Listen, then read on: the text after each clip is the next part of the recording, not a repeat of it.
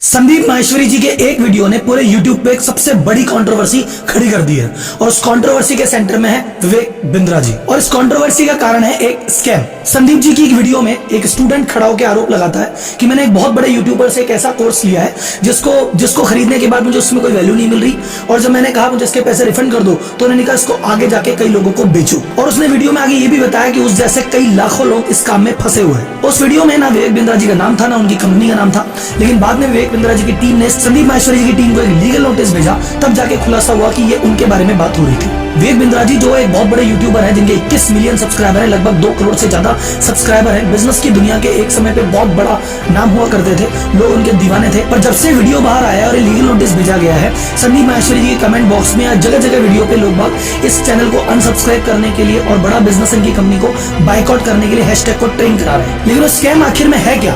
दुनिया जिसको स्कैम कर रही है वो वास्तव में स्कैम भी है या एक छोटी सी बिजनेस मॉडल की गलती?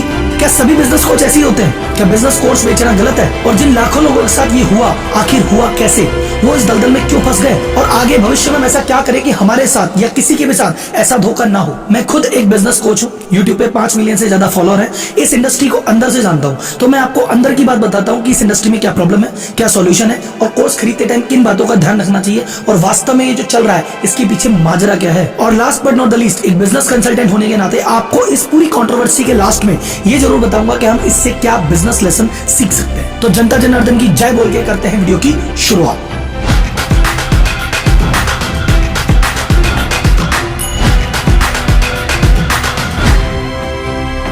वीडियो में हम इन टॉपिक पे बात करेंगे। पहला, विवेक बिंद्रा जी है कौन और इतने बड़े बिजनेसमैन या इतने बड़े नेटवर्क इन्होंने कैसे बनाया।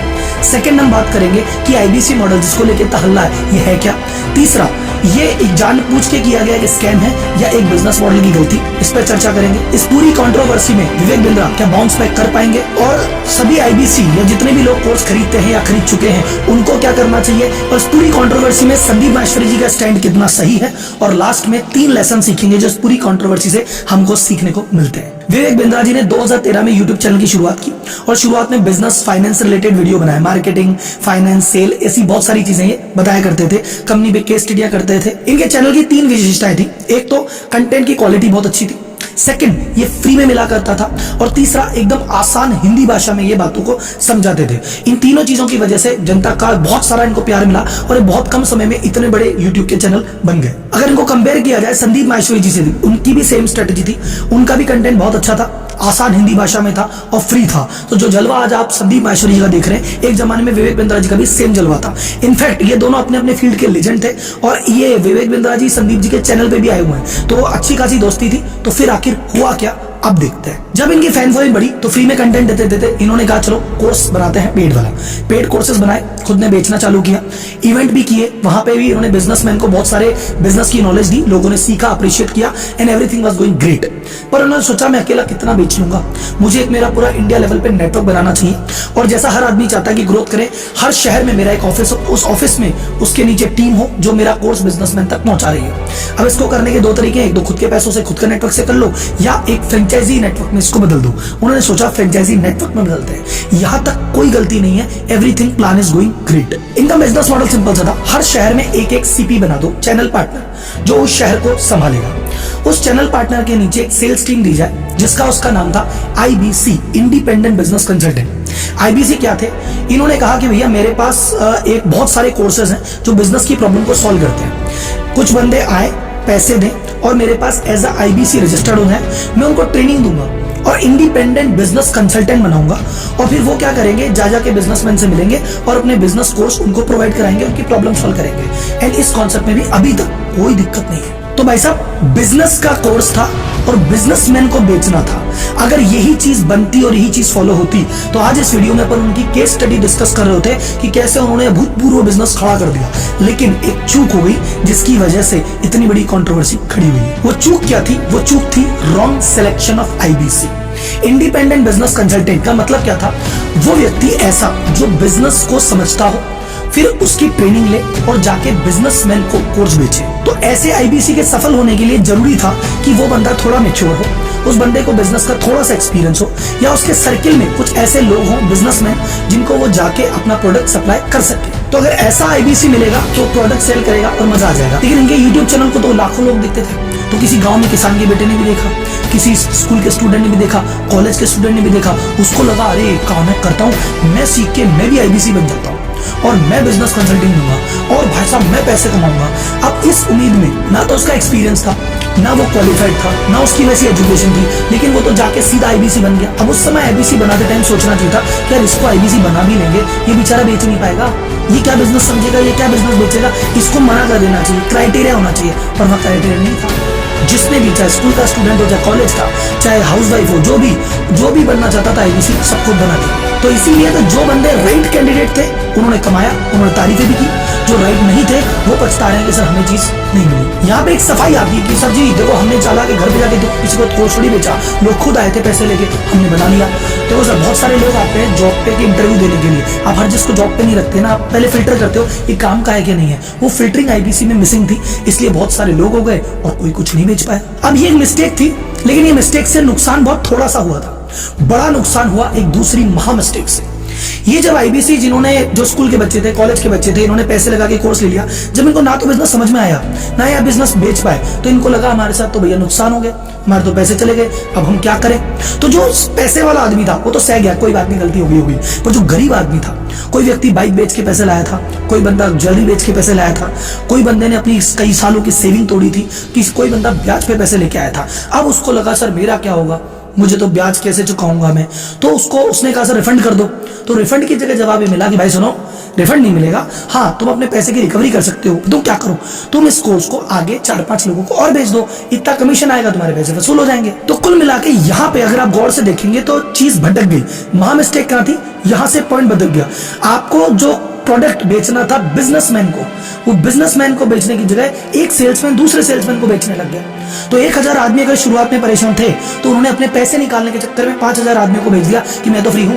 उन 5 ने 25 को, 25 ने 125 को, और ये जो चीज सैकड़ों लोगों पे खत्म हो सकती थी कि यार ये लोग ढंग के नहीं है, ये इनका पैसा वसूल नहीं हो रहा, इनको रिफंड करो, इनकी जगह दूसरा लेते हैं, वो चीज सैकड़ों से हजारों और हजारों से लाखों में पहुंच गई। तो भाई साहब बहुत सारे लोग जिस चीज को स्कैम बोल रहे हैं, स्कैम हो गया, स्कैम हो गया, स्कैम हो गया, मेरी नजर में, एक बिजनेस कंसल्टेंट की नजर से अगर मैं देखता हूँ उस पूरे बिजनेस मॉडल को, ये बिजनेस मॉडल की बहुत बड़ी फंडामेंटल कमी है। पहली कमी थी आईबीसी का ढंग से सिलेक्शन न होना।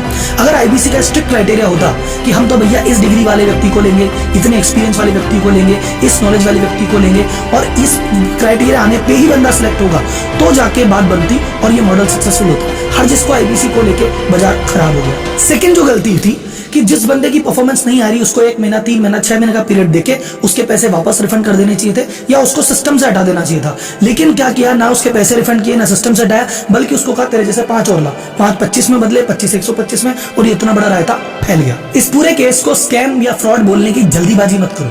अगर ये चीज उन्होंने, विवेक बिंद्रा जी ने स्वयं ने जानबूझ के की है, फिर स्कैम है, फिर फ्रॉड है। लेकिन अगर पता चलता है कि उन्होंने नहीं करके उनकी टीम के कुछ लोगों ने, कुछ सीपी ने, कुछ आईबीसी ने की है, या एक पॉलिसी एरर है जिसको समय रहते पकड़ नहीं पाए, तो फिर ये ऑनेस्ट मिस्टेक हो सकती है। अब ये भविष्य में इस बात पर टिके रहते हैं कि जो हुआ सही हुआ, या इसको भविष्य में बदल लेते हैं, ये भविष्य बताएगा। और यही पे मैं एक मैसेज देना चाहूंगा विवेक बिंद्रा जी को। वैसे तो छोटे मुंह बड़ी बात हो रही है, लेकिन मैं एज अ बिजनेस कंसल्टेंट जो मुझे दिख रहा है, मैं आपके सामने एक बात कहना चाहता हूँ। इस समय बाजार में 2 परसेप्शन चल रहे हैं। एक धड़ा है जो समझता है कि आपने स्कैम किया है, फ्रॉड किया है, सब कुछ जानबूझ के किया है, आपको पता है इसके पीछे आप ही थे। दूसरा धड़ा वो कहता है कि नहीं जी विवेक जी की गलती नहीं है, ये तो इनके पीछे कोई टीम ने, कुछ लोगों ने गलतीबाजी कर दी होगी, ये ऑनेस्ट मिस्टेक है, आज नहीं तो कल विवेक जी इसको सुधार लेंगे। अब आप आगे क्या एक्शन लेते हैं उससे आपकी इंटेंशन दुनिया के सामने क्लियरली आ जाएगी। अगर अभी आप एक्सटर्नल एक्शन ही लेते रहेंगे कि जो बंदा वीडियो बना रहा है उसको लीगल नोटिस भेज दो, उसके घर चले जाओ, उसके चैनल को रिपोर्ट कर दो, उसको फोन करवा दो, तो फिर दुनिया आपकी पहले स्कैम वाले माइंडसेट पे जाएगी कि अरे बंदा अपनी गलती नहीं मान रहा, शायद उन्होंने जानबूझ के किया होगा। लेकिन अगर आप सेकंड पोर्शन पे जाते हैं, जो कि मैं हाथ जोड़ के आपसे निवेदन करता हूं कि कृपया आप इस चीज पे जाइए, आप अपनी पॉलिसी को रिव्यू कीजिए, क्या कमी है उसको ठीक कीजिए। आप अपनी टीम का रिव्यू कीजिए कि कोई गंदी मछली कोई आपकी टीम में तो नहीं बैठी जो सब कुछ चीजें बिगाड़ रही है, उसको दुरुस्त कीजिए। तीसरा, जिन लोगों के पैसे आप में फंसे हुए हैं उनके साथ लग के ट्रेनिंग करके, हैंड होल्ड करके उनके पैसे निकालने का प्रयास कीजिए। और चौथा, अगर आपको लगता है काफी प्रयास के बाद भी उनका पैसा नहीं निकल रहा है, चाहे जेब से पैसा खर्च करना पड़े सर, आपकी जेब से उन लोगों का पैसा उन तक पहुंचाइए। ये आपका कर्तव्य बनता है, ये मेरी आपसे हाथ जोड़ के रिक्वेस्ट भी है। आपकी नेटवर्थ में देख कुछ करोड़ रुपए कम हो जाएंगे, लेकिन उन गरीबों के 20,000 25,000 जैसे ही घर में जाएंगे उनकी आंखें खिल जाएगी और उनकी दुआओं से आपका जो ये नेटवर्क कम हुई है ना, ये डबल से बढ़ जाएगी सर। संदीप जी और आप दोनों अपने अपने फील्ड के दिग्गज खिलाड़ी हो, लीजेंड हो, लेकिन संदीप जी ने पैसे छोड़े, प्यार कमा लिया, इज्जत कमा ली। आपने पैसे के चक्कर में वो प्यार चीज अभी आपसे निकलती जा रही है। मेरी उम्मीद है कि आप सब ठीक कर देंगे, आप बाउंस बैक करेंगे, इन गालियों को तालियों में बदल देंगे। लेकिन जो मैंने आपको कहा सर, इन आईबीसीयू का, इन गरीबों का पैसा प्लीज या तो रिफंड कीजिए या इनको वापस दिलाने में मदद कीजिए। आईबीसी कम्युनिटी, जिन भी लोगों ने कोर्स खरीदा और आज परेशान है कि हम फंस गए, उनसे मेरा एक निवेदन है भैया, जब भी आप कोर्स खरीदें, किसी भी कोर्स को खरीदें, उससे पहले आप उस कोर्स को चेक कर लीजिए आपके ये काम का भी है कि नहीं, ये आपके लिए अफोर्डेबल है कि नहीं। अगर आपकी जेब की कैपेसिटी है कि यार 500 रुपए अफोर्ड कर सकते हैं, सिर्फ 500 रुपए का कोर्स लीजिए और उसको सीख के, उस 500 रुपए की नॉलेज से सीख के 2000 कमाइए, फिर 2000 का कोर्स लीजिए और 2000 का सीख के फिर 20000 का कोर्स लीजिए। धीरे धीरे आगे बढ़िए, एक बार में कूदने से कुछ नहीं होगा। जहां भी आपको लगेगा कि मैं जल्दी से अमीर बन जाऊं, क्विक रिच स्कीम हमेशा क्विक पुअर स्कीम होती है।